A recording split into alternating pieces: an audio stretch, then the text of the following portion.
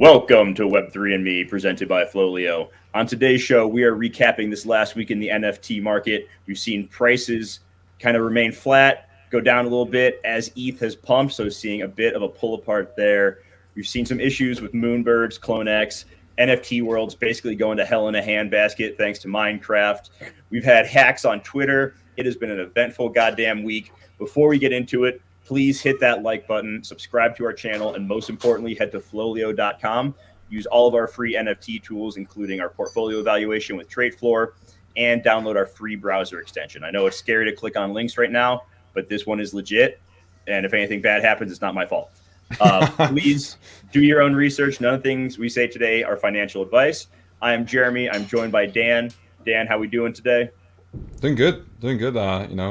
We've seen a lot of interesting developments over the last couple of days.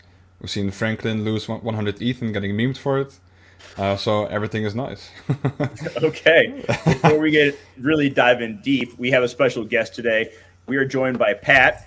Pat is one of the heads of the NFT Lords Alpha, as well as the on-chain community Alpha. He's been in crypto since 2016, jumped into NFTs back in 2021. So Pat, thank you for coming on and talking NFTs with us today. How you doing? Hey guys, thanks for inviting me on. Looking forward to kind of discussing the week in review and parsing through what's coming up. For sure.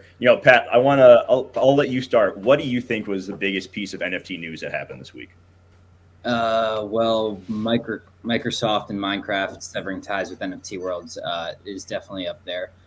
At the beginning of the week, the Yuga Labs test trip, the first trip, really commanded the space. And that's kind of what led to this little mini bull run that happened this week. A lot of projects went up in floor price and a lot of new developments happened. So that was interesting as well. Yeah, and it wasn't necessarily even them severing ties with the NFT world. It's just like they made it very explicit that they were not going to allow blockchain tech on a Minecraft servers, correct? Yeah. So sorry, Dan, to cut you off, but yeah, I guess it kind of goes into the deep irony here, right? Like that's why decentralization matters, and there's no platform risk versus when you're building IP on top of IP, you have that existential risk. Yeah, and we saw the other side, preview last week. They had an article that came out in TechCrunch where they were interviewing Nicole, the CEO, as well as Gordon and Garga, talking about what they're trying to build. And you could tell that they were, kind of referencing some other metaverses so far, like what Facebook's trying to build, and that they want to have this very open metaverse, which, is an interesting thought. Dan, being on, not having like any Yuga assets, I trust your opinion here because I don't think you're very biased. Like, how do you see that playing out? Well, like an open metaverse? Yeah. I guess so. I mean, like Minecraft said in their post, the reason why they banned NFTs in general is because they think it kind of excludes a lot of people, and that's not in line with how they think Minecraft should function. Open metaverse, I think there could be layers, right? Like, for example, in the other side, you're able to use like an ape, you're able to use a cool cat or anything else, right? I think if that somehow expands to a point where you got your quote unquote low end like cheaper NFTs that you can still use and walk around with, I think that's fine as long as it's not like too gated, right? Because if you have the other side, it needs to be for more than just apes, right? It needs to be accessible by anyone, I think. For sure. And I think, I spent a lot of time looking at other side and trying to figure out how this is going to play out. And they keep talking about how they want to be like open and you can build on it. But at the same time, like on the other deeds, they have like, there's all these different resources and we know nothing about any of that yet. What I'm wondering is, and they've also talked about how they're big into games, World of Warcraft, all that stuff. I'm curious if we're going to see this initial other side be the game focused. And then there's another 100,000 pieces of land. I'm wondering if that's going to be more open for people to develop and build on. Because I think it's going to be really complicated to have an open metaverse that people can build on while at the same time have the constraints of these like certain resources that are part of the game and have a marketplace for those. Like that's where I'm confused, and I haven't heard anyone really talk about that. The idea that the other 100K would just be focused on developments and metaverse experiences. Pat, any ideas there? Where do you think this is all headed?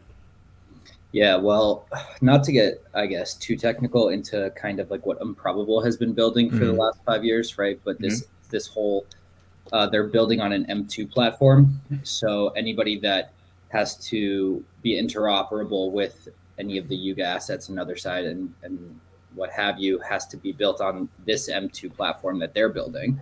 So that might be kind of a interesting barrier to entry for if they really want to do this metaverse, as opposed to, and I don't take credit for this term, Carly P. Riley on her podcast said it, but like a bunch of different mini verses, right?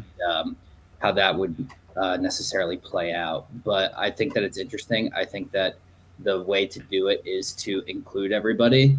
As far as land sales, it's going to be interesting how they incentivize building on land. I've heard a bunch of different kind of think tanks talk about potentially a tax land, so that a tax on the land if you're just squatting on it, to like kind of incentivize building, and then if you don't build on it, you have a tax for just owning the land and not using it for any purposes. So I think that's interesting as well. But it's going to be over the next 2 years, right? So all this hype that's going into this now, I think we need to really pull back in the reins. I too don't hold any Yuga assets, not necessarily I'm rooting for them to lose, because I think that they're leading the space and them is all of us winning. But if there is a pullback, I would be interested in saying like, okay, well, a lot of these gaming companies have pullbacks along the way. How do they pivot, because they're so in the spotlight, right? It's gonna be interesting. Yeah. And then we had Epic Games come out and say that they are taking the opposite stance of Minecraft, and they are very much exploring blockchain tech, for future games, which I think is a very positive thing. Yeah, because they grouped up with Lego, right, to create a metaverse. Oh, they did? I did not know that. I didn't know either. Oh, well, there you go. Yeah, Epic Games and Lego, they're going to build a metaverse together. I think that's interesting, because they're taking a completely different stance on what Steam has done, right? Steam has no interoperability with NFTs and how to work through that gaming type of solutions. So, yeah, Epic is really leading into this, and they're being well positioned for kind of what could be like a revolution in gaming. Yeah, and the like one of the main points I want to highlight is it's Lego, right? Like, this is not necessarily a company where you think, oh, this is for 30-year-olds, for 40-year-olds. This is like young people, right? So I'm very interested to see like what are they gonna do with young audiences in NFTs, because it's very important, I think, as long as it's like done well, And to kind of piggyback off that, how do they secure those assets? If I don't have kids, but if later in life, if one of my kids came up to me and said, "Oh, I connected my wallet to a website and I lost my $2,000 character," that's like some table flipping stuff. That's like, you secure those for the younger audience. Yeah. Sure. Okay. So let's get into Moonbirds a little bit. There's been quite a bit of discussion around them this week. On Wednesday, they had the reveal for oddities. This was a drop to anyone who had, I believe, the bronze nest that took place after 1 month of nesting. So you received an oddity if your bird was nested. It was going for as high as 4 ETH at one point. For the week leading up to it, it was trading around 3 ETH. The art revealed, and I would say the reception was lukewarm at best. Some people who are Moonbirds maxis said that they were all about it. I question that. You had a lot of the gatekeeping of, oh, if you don't get it, you don't understand the art, so you don't get it. It's supposed to look this way. I'm like, okay, that's fair. It's Gremlin, it's pixelated. If you saw like cryptodes, you knew what you were getting. What was how did you react to the oddities, Dan? I mean, I saw it and I was like, my God, like it just doesn't look good. Like even though it's Gremlin, and his style is interesting, and I think his other projects were fine.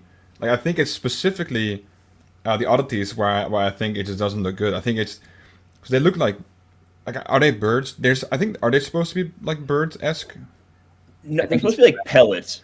Yeah. What even I is think that? I think the story, like the lore is that it's basically like a Moonbird spit this thing up, and this is what it revealed to be. Like, Oh, I it's mean, yeah, it looks like it, right? yeah. So at first I'm like, is that a mouse? Is that a rat? Like, is one of them like someone looks like crabs? I'm like, what is going on with this thing?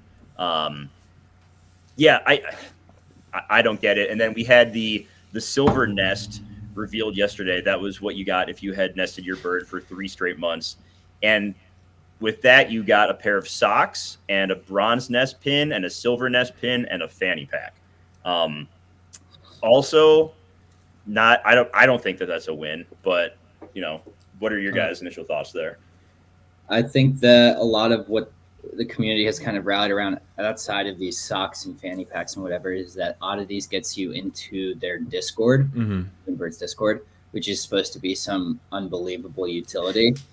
I wouldn't pay $3,000 to get into that Discord, even if that, just assuming that buying an NFT right now is an automatic sunk cost, right? You don't know how it's going to go tomorrow, what comes out, etc. So, yeah, I think that they have a lot to parse through. If this is going to be like the Bored Ape Kennel Club of their collection, they saw that.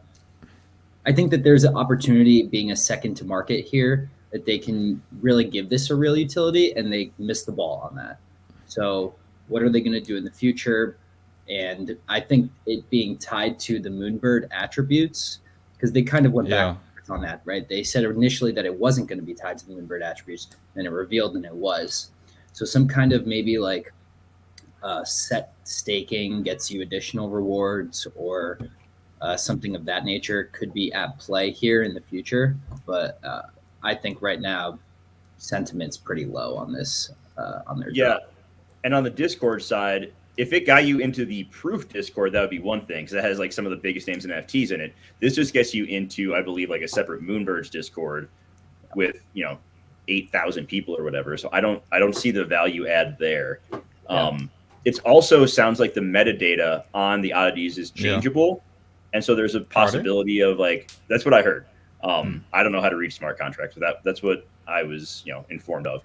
So there may be something to that. I'm not really sure. And then one thing I keep hearing from holders is, oh, well, nesting, it's just like a nice little bonus. And I get that. But at the same time, I think there's something to be said to like understanding your audience. And like, the Moonbirds, most holders are probably, males between the age of like 28 and 40, right? How many of them really want a pair of socks and a fanny pack and some pins? Like, I think you could have done, if you wanted to do like some merch, whatever, you could have done a little bit better than that. Like being very honest there, and I think there's something to be said there for like knowing your target audience. And I don't know if the Moonbirds team really does. Yeah, that's a really good point. I think that why would they go the streetwear route here? Just kind of because everyone else is doing it. That's not very kind of like the pioneer a mindset that we have put and bestowed upon like Kevin Rose and that team. So yeah, we know these are like VC bros. Give them a nice like embroidered Brooks Brothers polo or something. Like, I'm sure they would eat that shit up. So moving on from there, I don't want to talk too much trash about Moonbirds. We saw the Nickelodeon NFTs, and I think this is something that we can look at bigger picture as far as the Recurve pass, because I think that people are sleeping on that still. But Nickelodeon dropped their first NFTs through Recurve, and it was Rugrats and Hey Arnold. And it was a $50 mint if you had the Recurve pass, and it ran all the way up to like 0.4, 0.45 at its peak. So pretty good ROI there. Are either of you Recurve pass holders? I am. I used to be. I sold it like day one. Did I you? was Okay. like, this is weird. I had some. I sold them. I was like, I don't see myself doing like. I don't have a ton of time to do a lot of mints. Like, I can't keep up with all of these things. So I was when I let go. I'm kind of regretting it now. But did you mint the Nickelodeon? No.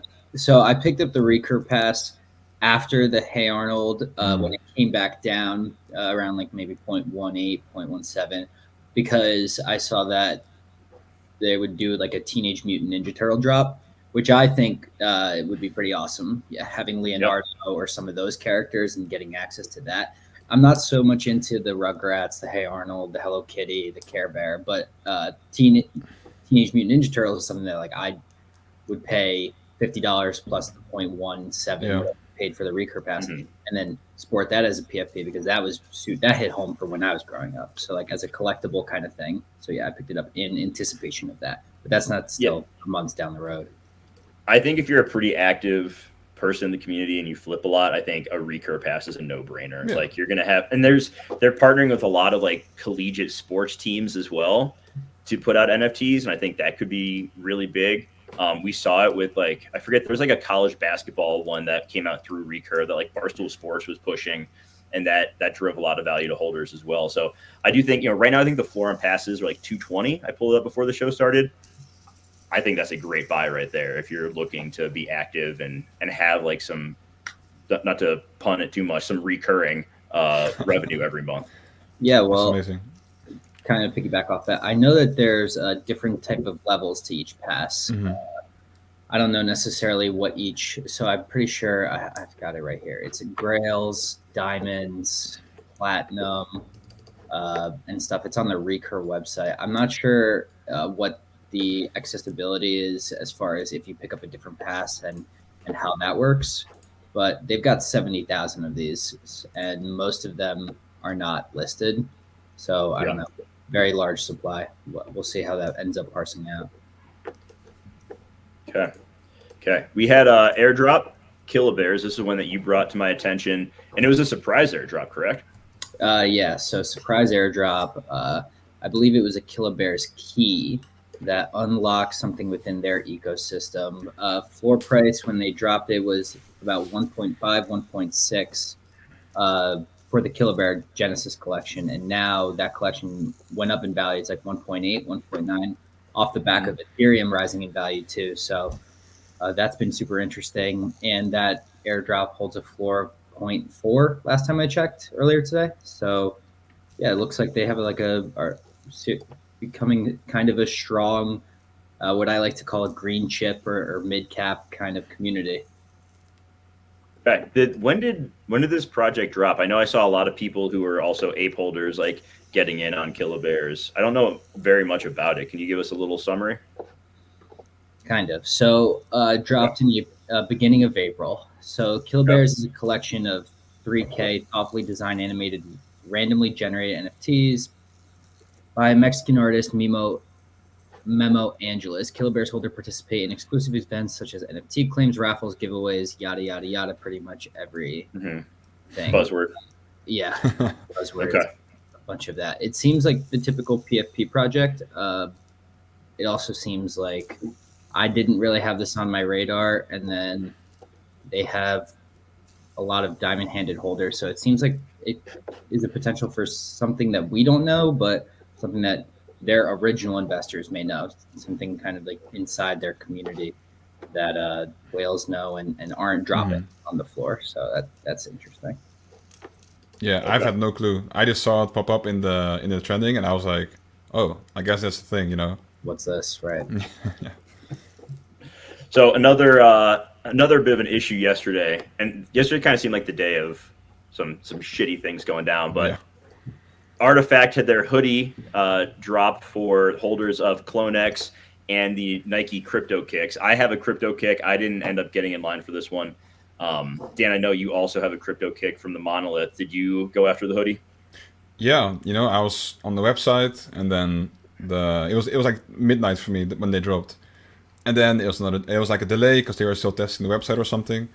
And then they Morales, which is like I don't even know how to describe it. I think it's just something that connects their website to some Web3 stuff. I assume, I don't know. So basically, you couldn't load your inventory. So on the website of Artifact, you couldn't see your crypto kicks or CloneX.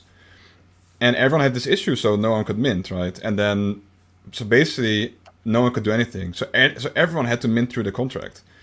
And it was kind of complicated because normally you have this like mint function on the contract, and then you go like, oh yeah, I want to mint 1 for 0.2, and bang, that's it. But now you had to input the contract address of the hoodie collection, and then input the contract address of your like parent NFT, so either your CryptoKick or your CloneX. and then underneath your token ID of that, like the project. So it was a little bit more complicated than usual. So a lot of people were like, I don't know what's happening. So that was a mess for sure, because it's Artifact, right? Like you expect them to be smooth, you expect them to be, like cream of the crop, but they disappointed. Yeah, and it's definitely been showing in the floor price for that project. It's down under 10 ETH now, which it went as low as I think 7 when things really bottomed out. And I mean, you can see real quick, I'm going to screen share this, but you can see on their floor price chart that we have over on FLOLiO that it was a pretty noticeable drop in the floor price yesterday. Oof. It's bounced a little bit. That's unique owners. Unique owners. My bad. Still decent floor price. It still dropped. Sorry, my bad. Unique owners dropped. Floor price also dropped. Not as precipitous of a fall. My bad there. But I think people not only were frustrated that they couldn't get one, but I think people are getting frustrated with the fact that there's like constantly issues with like CloneX mints. And also to add to this, a lot of CloneX holders weren't happy they were being grouped together with like the CryptoKicks holders, because CryptoKicks comes out of Monolith, the first one, and it sells for like 1 ETH, and then CloneX is like way more, right? So they were like, guys, like, are we getting some love as well, or? Yeah, I can see that. Like if you have, you're holding something that's worth 10 times as much, like, and you have this same chance, I feel like CloneX holders at the very least should have been guaranteed one. So I guess the question that I would pose is, does this make you more bullish on the competitor in Adidas, what Adidas is, that they can kind of learn from what CloneX is doing and the sentiment that they've garnered and what was good and what was bad, and then how to kind of capitalize off that? Adidas being super cheap relatively to the CloneX price. The thing that I heard real quick was that everything Adidas has tried has had delays so far, but I'm unsure if that's correct though. Well, it sounds like it, because typically it's best practice to go to market in a bull, right? And they've waited and waited, and now we're in a bear, and now they can't. So clearly something on the execution side went awry. But nonetheless, I still think that it could be an interesting little play. Something to look at, Yeah, I think not being specifically, having partnerships with multiple projects, right? Because they're partnered with Bored Apes and Pixel Vault and G Money. So having those partnerships, they're not totally reliant on just one group of people to push stuff out to. So, I think the Adidas one's probably, isn't it right around the same price as like the crypto dunks? Yeah, it's around 1 ETH, I believe. Yeah. Okay, and the crypto dunks are also right around 1 ETH. So, that's an interesting price comparison there. I think that just comes down to, do you prefer Nike or Adidas? Yeah. I also think, speaking of G Money, he just dropped his NFT fashion kind of clothing label, DRAUP drop, where you're getting a IRL fashion, streetwear, high-end fashion that comes in with a chip, and that chip is going to be accessible through like an NFT, and then you're going to be able to move that and participate in future kind of NFT IRL wearables that will also translate into metaverse wearables. I think that there's some kind of collab with CryptoVoxel there as well. So that'll be interesting if you guys haven't heard of it. DRAUP. So I assume the Admit 1 holders were granted access? Yes. So Admit 1 holders were all granted access, Yeah. I was lucky enough to mint one of those. So. Oh, so you were good. Yeah, I sold it at 16 or something. But it was crazy because I got access to it through Wolfgame. So it's like you sold it at 16 ETH? Yeah. Ooh, I mean, look at you. But that's a long time ago, man. That was like a month ago. And then I saw it. What did it peak at? I think it peaked at like 30 or something, right? Like something crazy. I don't know, something like that. And I was like looking at that. I was like, like I kept seeing it on the OpenSea, and I was like, no. It hurts. I think it peaked at 21, but it's at 16 right now. So fair. I mean, it's fine. You sold something you got for basically free for 16. Yeah, of course. In a bear market, you take that win all day, Dan. Very true. Okay. Let's see what else. We have Bored and Dangerous, which we've talked about a bunch. They've gone on a nice little run. This time last week, they were trading around 0.24. Last I checked, they were at 0.45, and the minting period is closed, so there's only going to be this supply, so like 14.7K. They haven't gotten too deep into the mechanics of the staking and burning, so you'll be able to burn your book, which is weird to say, for entry to their project Azurbala, which we did an interview with the team behind that. That seems pretty cool. And then with that staking, you burn the book, you get the Azure root. There's also some game theory there, because the longer you hold that root, the stronger it becomes, which could give you, a higher quality Azurian in that whole world that they're building.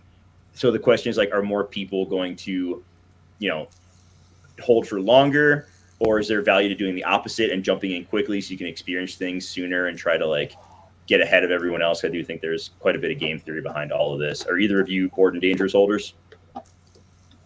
Formerly. Okay. Yeah, so I bought it when they first came out with their first couple hundred, ended up flipping out, learned about all this. I was like, damn, I wish I didn't sell these 3.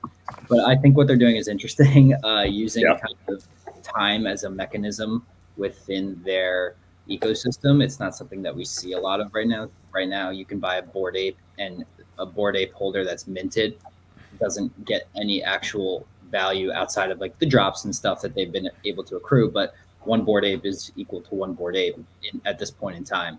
So yeah, using time as a mechanism is a super interesting kind of way to grow and strengthen the holders that you have. Yeah, and then you also are going to be able to stake the book. I don't have too much information on what that's going to entail. Well, as we get more, we'll put it out there. But some interesting mechanics here. They're very creative with a lot of this stuff, and I think they're building a pretty cool project. So this is one I'm pretty excited to hold for a while. Yeah, and you also bought like 20 of them, so I have 15 of them. I bought them between like 0.2 and 0.25, so I'm pretty happy with where we're at right now. Definitely a great buy. Yeah. And then we had, if you've been keeping up on any of the free mints, I know that hasn't been happening as much lately. The potatoes, Dan, what's the deal with these weird looking? I don't know. Are they actually potatoes or are they something else? Good question. I mean, they're flowers now, or like sprouts. So I assume they sprouted earlier, like today. Anyway, at first it looked like a mound of shit. Like it was a pile of shit. Yeah, it was a pile of shit. It was actually dirt. And they were watering up this pile of shit. So, this is from 9gag. The infamous 9gag, the number one source of memes for young children, I suppose. Okay. But anyway, they were working on their meme land. So I mean, I know nothing about it other than the fact that it's called meme land, and they dropped it as potatoes, which is like a utility-based PFP project that's gonna give access to meme land. And yeah, it used to be a pile of shit. Then they were watering it, and now it's just like a sprout. So there's rarity to these sprouts. Or like I don't what do you call it? Like when something sprouts, like this leaf thing, right? Like I'm not sure what to call it. There's different types of potatoes. Okay, there's like russet potatoes, red potatoes. We've got rainbow potatoes, zombie potatoes, alien. See, the most rare is going to be the yin yang prototype. They look cool. What is a galaxy potato going to look like? I wonder, like space. I wonder too. Okay, yeah, that's they've performed pretty well for free mint. Yeah, so it was whitelist only, so but yeah, it was free, and it went up to like 0.6, and now I guess some part of the rarity dropped, or I guess I don't know if this is the entire rarity. So floor pulled back a little bit, as it usually does, and yeah, it's gonna see how it goes. I think 9gag in general can do pretty well with partnerships. They've got quite a name for themselves. They're not up there like Adidas or Nike in terms of like name, like popularity, but still 9gag is like a pretty big name. Yeah, kind of to piggyback off of that, I think that this is like a super interesting pivot. I feel like 9gag has kind of plateaued over the past maybe like 5 years to a decade. So them moving and pivoting to Web3 and giving this a lot of their focus, and them doing this free mint means that they're very in tune with what Web3 is, and keeping their eye and understanding the meta, and knowing that they weren't able to go to market in the bull market, and they don't want to go to market in a bear. So they're teasing us with potatoes and giving it to everybody for free. So super savvy team, flawless execution, and it's going to be interesting to see how these potatoes play in what I'm going to assume is their metaverse. But just an assumption. I have no basis. Yeah, and that's an amazing. Oh, sorry. Go ahead. No, do you own any potatoes, Pat? No, I've submitted like 3 whitelists, didn't get any, and now I'm just hoping that I'm gassing it up right now, but I'm hoping that it drops so I can maybe pick up like 3 or 4. But okay. Do you have an entry target? Well, they're holding this floor price pretty good. I want to see if there's not as many sales today. So yesterday there was 3,300 sales. If today there's not as many sales, and tomorrow there's even less sales, and the floor price continues to go up, then I think that's a pretty solid indicator that even though sales are coming down and volumes coming down, and the unique holders are going up, that people are looking to hold this. If they start to come down, I think that we could see a drop, maybe 30% from here, 0.8, something just below 0.4, 0.35. I don't think that it gets to 0.2. Yeah, so it's at 0.2. It's interesting because they were 0.6 before. Yeah. They were 0.6 pre-reveal, and now they're revealed and they bounced off 0.4, and now they're 0.52 again. So they only dropped 0.08 after reveal, which is very interesting. Because usually it drops by like 50%. Yep. Moonbirds dropped 50%. Yeah. And then they went to fucking space. Like, it's funny because JWeb and I, we were talking about it. We were like, yeah, so we're gonna see like 8 ETH, and then it hit 8 ETH, right? And we were like, yeah, we're so smart, right? And then it went to like 40 or something. And we were like, oh, we're idiots.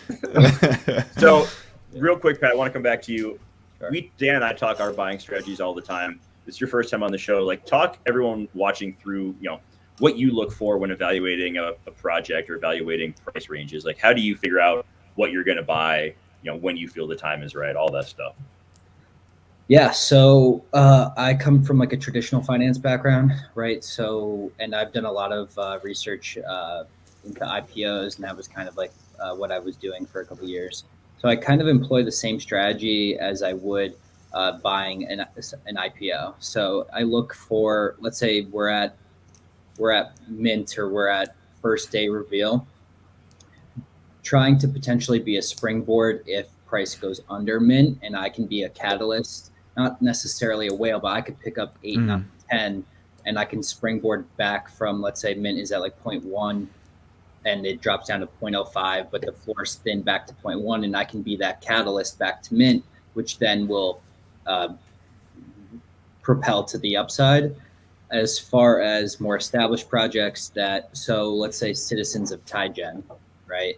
Which free mint, really awesome lore project, just minted today. Actually, public mints at 5 p.m. today.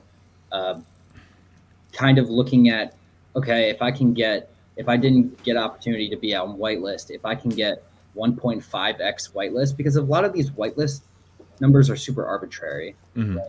So why did Bored Ape pick 0.08 to do mint at? So I kind of take that away and I say, okay, well, if I can grab a project on secondary at 1.5x with good volume and what seems to be, I go on CoinGecko a lot and use their NFT floor chart.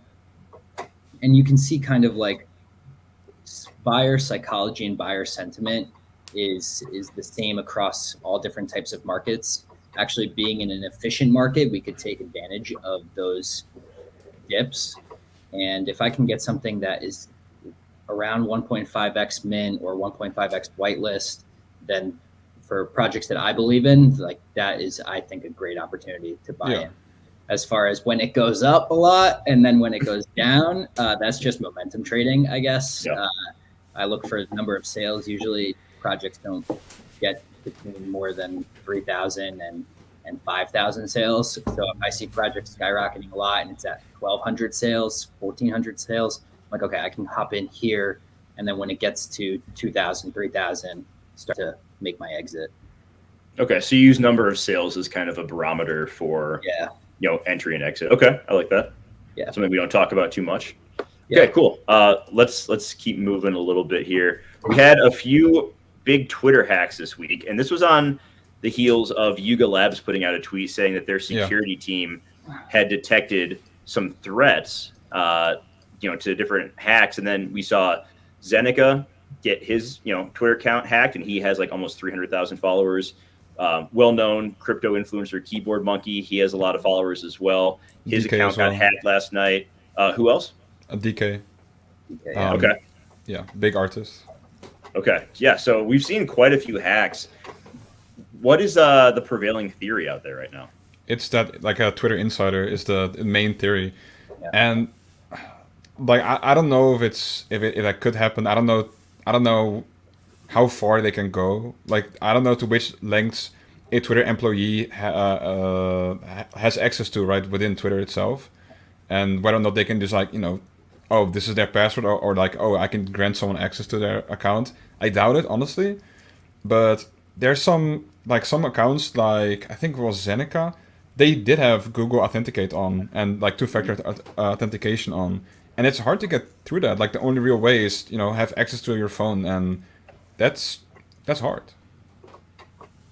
Yeah, I don't know. Do we think that we're going to see a mass adoption of YubiKey, and how does that necessarily make it more secure than Google Authenticator, right? Both change every 30 to 60 seconds. Both would need access to the original phone. I think this is just more kind of spotlighting how security is a big issue here. And something that I posted on Twitter the other day is that we may see kind of a rollout away from Discord and Twitter and more to companies or projects own iOS and Android apps where they can centralize their communication and give their updates and have their community go towards an app, as opposed to, I never saw the value in forcing people to download social apps to get announcements. I don't think that is like the most streamlined way to be in touch with your community.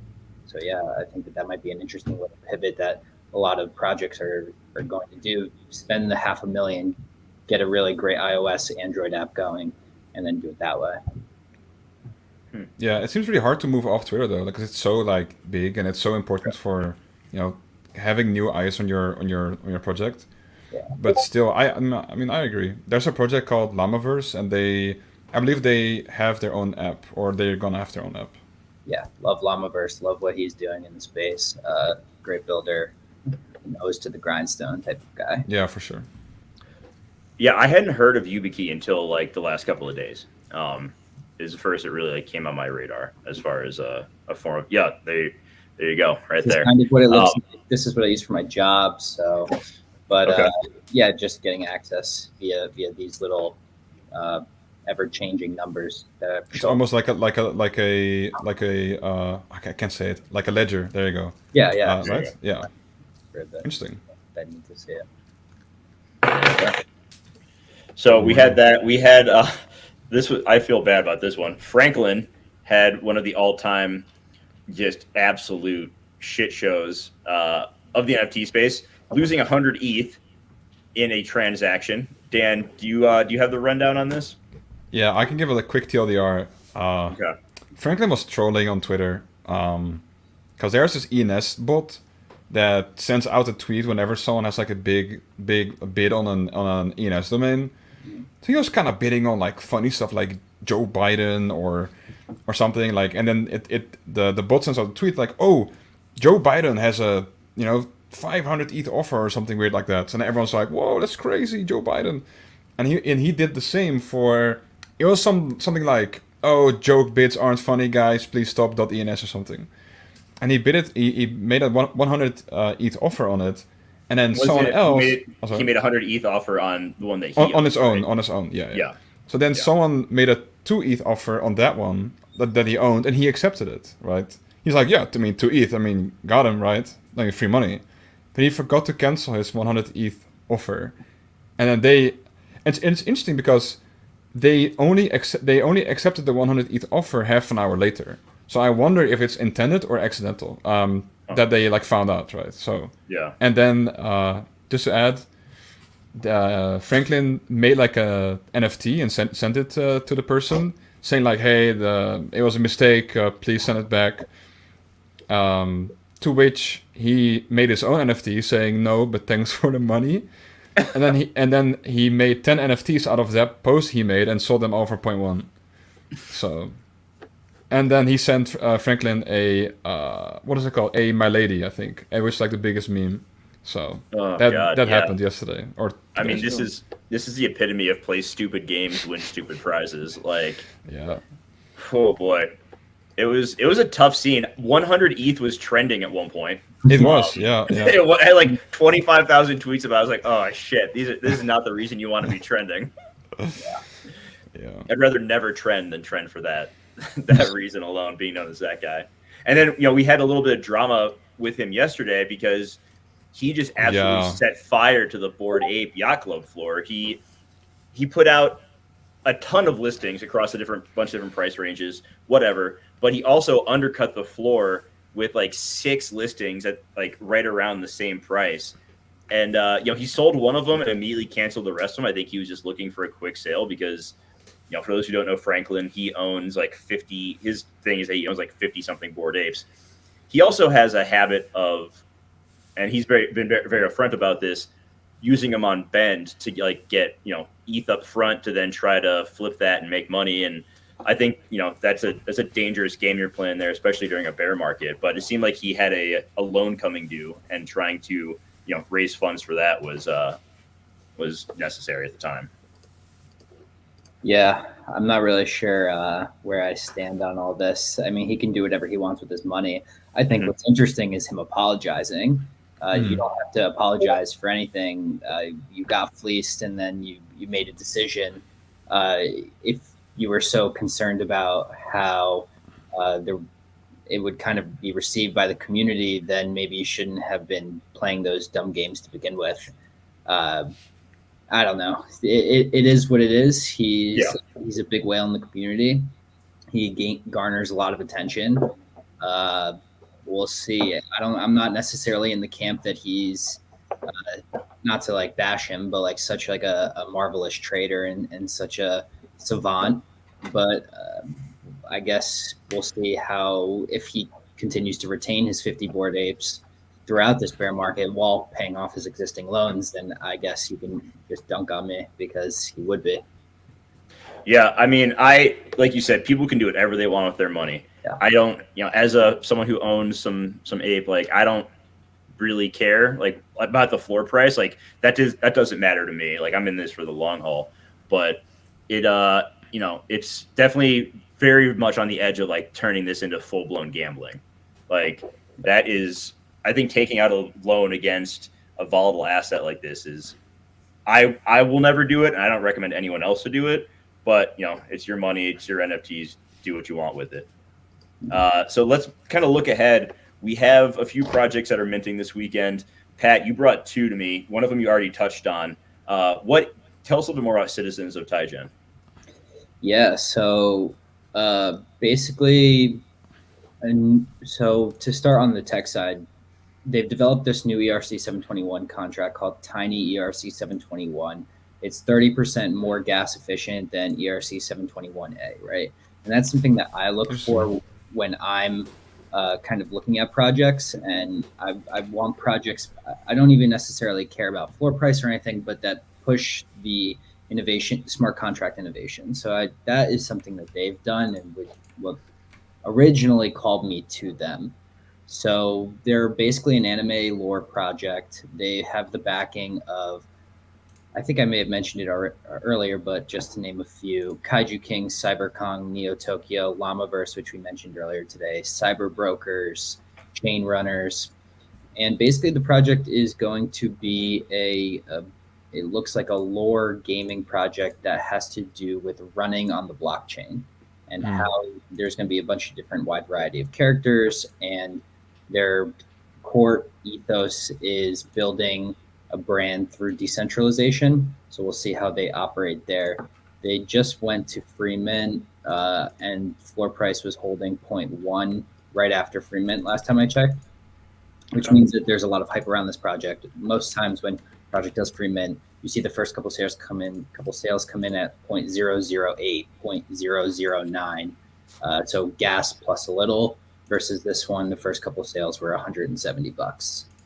So yeah, it's something that I'm watching today. It's really the only thing that I know besides Potatoes reveal and Artifact AR hoodie that's really happening today. So just something to kind of keep what I'm keeping my eyes on.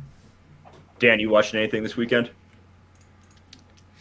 Not really, but the Taji Gen, or I'm not sure what it's called. It looks very interesting, so I might buy one or something. It looks very interesting. Yeah, in general, I'm also very interested in smart contract optimization.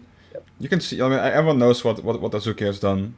Like that by itself was a huge development, because I don't know if you guys remember, but fuck, like minting stuff back in the day. Yeah, good luck. You know, gas wars. Like besides the gas wars, like, oh, you're minting this thing for 0.05. I have fun paying 0.05 in gas as well. Mm-hmm. I don't even want to know how much money I've lost in minting stuff, like, or transferring stuff like on OpenSea, just like to another wallet. Like, have fun paying $200. Like, we've come so far, and I'm very interested to see where it's going. For sure. One I'll be watching, and we did an interview with them last week, is Cyberfisk. Mm-hmm. So, have you ever heard of Cyberfisk, Pat? Educate me. So it is an 80s action style. They're actually producing a show. So they have a pretty well-known Hollywood showrunner that is a big part of the project. He's running it. They also have Robbie Trevino, who has quite a bit of one-of-one volume that is sold on his NFTs on like Super Rare. He did the art for it. I think they look really cool. Like they're very colorful. There's like a disco ball head one. I'll pull it up real quick on Twitter.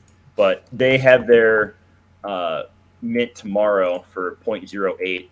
They're going to be set up at San Diego Comic-Con all weekend.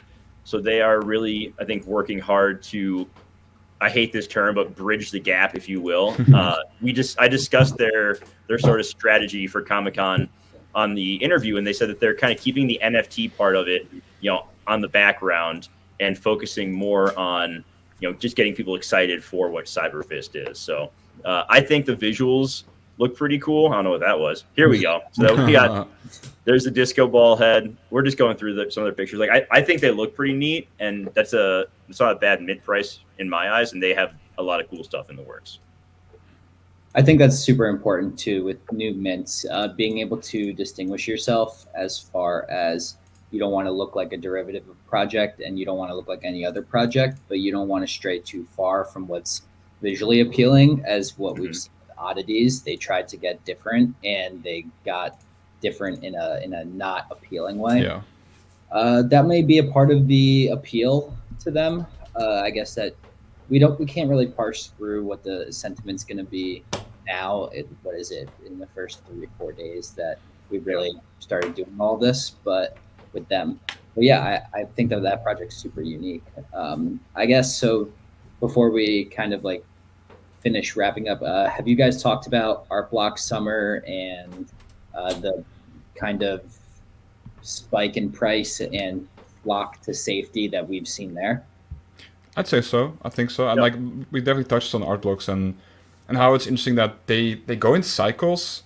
And I guess just what you mentioned, I think it is the safety, right? It's the I'll just invest in art blocks because it's kind of stable, I guess. Yeah, we've seen huge run-ups. Like Fidenza went up to like I don't even know how much in the squiggle. For sure. Yeah. I think that they're doing something super interesting. Art Blocks Factory makes it a point to be resolution agnostic, so you can blow it up on however big you want, and it will continue to be and look how it is.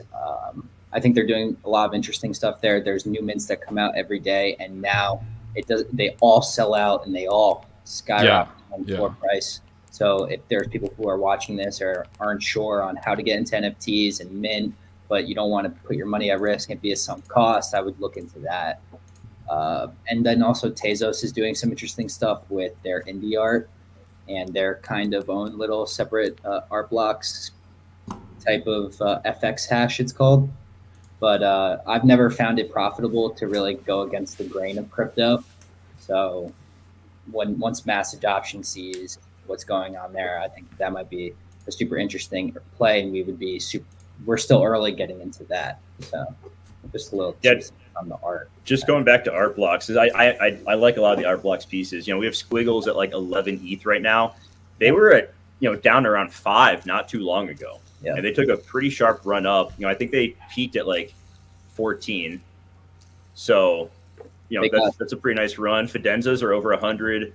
I really like ringers. I think are one of my favorite art blocks. I think those are super cool. We talk a lot about the Rapture. Have you heard of Dmitry Cherniak's Rapture project? I know about ringers. I've never heard about Rapture. Is it? So love it. Rapture's a really cool concept. So the guy who made ringers, he produced this NFT, and I think you had to have had one of his other ones to get it, but there are only 50 of them minted. And written into the smart contract is for 1 year, if the entire project can go without a single person listing or transferring or selling, it will shut the contract down at only 50 mints ever. If someone sells or transfers, the remaining 616 in the collection are opened up to be minted. So there is the holders have to kind of stay together. And one thing that we found out recently was that the Starry Night Capital 3AC's fund holds one of these. So now there's a lot of concern that if this NFT portfolio gets liquidated to cover some of their debts, that basically just screws over every other ringers holder or Rapture holder, because no one else, they're it minted back in December. So they're 7 months into this, and no one's given any indication that they're going to list or sell. So it would really suck if that wallet got liquidated and it just screwed over all the other holders of that project. Yeah, and I thought that if they continue for this whole year and they keep it at, was it 50? I forgot. 50, yeah. If they keep it at 50, it might be the most expensive art block, I think, in general. I can see it happening. Yeah, I think that's super cool. I think that we're starting to see artists deal with the mechanism of time and how to play with that. We're seeing a mint called Save the Date. I don't know if it's Monday or Tuesday, but coming up, that you can set a date for the project. You get a drop on that date, and then you can get corresponding drops every 4 months throughout the year, and by well-established artists. So the first artist is Amber Vittoria, who is super pretty. She's pretty widely known and an innovative artist in the space. And I think as we see more of this kind of playing with the mechanism of time, we're going to see a lot of there's also such a potential to do morbid things, right? So a lot of art increases in value when the artist dies, maybe updating metadata and the smart contracts when they do die, maybe releasing a project now that will be pre-reveal up until a point in their life, maybe if they get married or maybe if they never get married, and kind of playing along with the life of the artist, as well as adopting this new mechanism of time and how to kind of create that. So yeah, super interesting stuff. I think it's a fun time to be, watching all that stuff unfold. I think a lot of us are pretty bored with the same old humdrum PFP projects. That shit ain't fun anymore. So stuff like this, I think, is really, that has game theory, that has these new evolving elements to it, are super cool. Yeah. Any final thoughts on, the state of the market? Anything that you're looking at? How are you handling, everything that's going on right now? Yeah, positioned well for a drawdown. We're seeing, I think a lot's going to happen in the next 6 days. So when Q2 numbers come out, we fall into a recession, or it's official that we're in a recession, speculative assets drop, and they drop big. But, gas prices have come down. It looks that everyone says inflation's been peaking for 3 months, but if a lot of that has to do with gas, then that could be the case. Well, hold on. Jim Cramer said that was our last bad number, so he's never been wrong. So we're screwed. So we're really fucked. Bank of America 6 months ago said that we're going to plateau for the next 20 years. That we're in a lot of uncertain times, and that's kind of why it would be, people shouldn't be actively investing right now. They should be actively sidelined. And even if you waited to new all-time highs, you still have not financial advice, just real quick. But even if you waited a long time and you waited for a lot of certainty, you can be better positioning yourself for success versus taking these leaps of faith now and chasing the bit. So yeah, I'm well positioned. I'm looking into building in the infrastructure in the space. It's kind of something I've done with NFT Lords and being free, giving access to everybody. Kind of, I do a newsletter. So I've always wanted to do a newsletter, and I wasn't sure how to go about it. So when Dennis came up to me and said, "Hey, would you like to partner with me on NFT Lords Alpha?" and we really spearhead this thing, I said, I was skeptical at first because I've kind of been a lone wolf in this space for a while. But I said, well, at the very least, I can use this as the launch pad to set up my own Medium or my own newsletter. So it's something I do in the Discord. And now that we have a really good following and a core group of people, it turns out that, offering that is super satisfying. So I think there's a lot of people should look into the building part of the space and maybe hold their dollars. Okay. Yeah, that's something real quick. I'll come right back, Dan. How do we get people involved in NFT Lords right off the bat? What's the easiest way to get involved with this? Yeah, sure. So to plug the socials, NFT Lords Alpha on Twitter. You can DM us. We're a little selective in how we kind of parse through people in their to get into the Discord. If you're just retweeting and you're just liking and that's it, that's all you do, you're not going to get an invite. You really have to have thoughts and use Twitter as a medium for what you think. And then when we go through your profile and we see that, okay, he's engaged in this, or she's engaged in this, or she's an artist or whatever, we invite you. We also promote a lot of the people that we are in our community. So if you're in our community, we're really trying to grow something together and leverage each other's connections and stuff like that. So yeah, NFT Lords Alpha on Twitter. I'm Squall on Twitter, and Dennis is Dennis Novikov. So, yeah, okay, thank you. Dan, back to you. Sorry about that. I want to make sure we got that. No, that's so good. Yeah, for sure. The one thing I was mentioning, or I was gonna mention, is that I see myself sidelining a lot as well recently, and I'm it's hard for me to pinpoint a real reason why. But I just feel like at the start, a year ago, I was buying everything, flipping everything, holding everything, like doing everything at once, right? But then as time progressed, I found myself to be more selective, more patient, and just be kind of looking at more established projects. I think that the scene in general is doing this as well, but also the flip side, the bunch of free mints, right? There's oh, no risk, full degen, free mint, screw it, right? So I just wanted to share my journey. A lot of sentiment that I've seen from someone who I pretty well respect in the space, Schwaz. He has been tweeting a lot about how let's not make the same mistakes in the last cycle that we're going to make in the next one. Yeah. And let's kind of mature as a market. And I think, pulling back a bit and being more selective, it does that. So for sure. I think people are going to get washed out like they do in any, bear market, especially if we're going into a long one. But, I think sticking around for it and getting through this, however long, the cycle we're going to be in, is going to pay off big time down the road, not just in the value of NFTs, but like you said, in connections you make, in building something cool in the space, whether you're, on the technical side or the front facing side, like Dan and I try to be. So there's so much opportunity and I'm excited for it. I have zero intentions of going anywhere. I feel very well positioned to withstand an extended downturn. And I continue to want to just focus on creating content. And I appreciate everyone who came on and watched the show today. Once again, please like the video, subscribe to our channel. We're putting out, 4 to 5 videos a week right now. Other channels may be slowing down, but we're just going to put our foot further down on the gas and try to create content that people like. So I think that is probably a great place for us to wrap it today. Pat, thank you so much for coming on. That hour flew by. I really enjoyed having you. I think the viewers enjoyed it as well. So we'll have to do this again very soon. Dan, any closing words? Other than F1 race this week? Yeah, true. This weekend. Looking forward to it. And other than that, just make sure to check out NFT Lords. So yep. You can and do head over maybe to FLOLiO.com. Yeah, We're going to be partnering with them, actually. Beautiful. Yeah, I would love to see some integration there and kind of streamlining everything and the possibilities through that. So absolutely. So Looking head to forward. FLOLiO.com. Check out all of our free tools. Again, thank you so much, everybody, for watching. Have a fantastic weekend. For Pat, for Dan, for the FLOLiO team, I am Jeremy. We will see you next time. Bye-bye.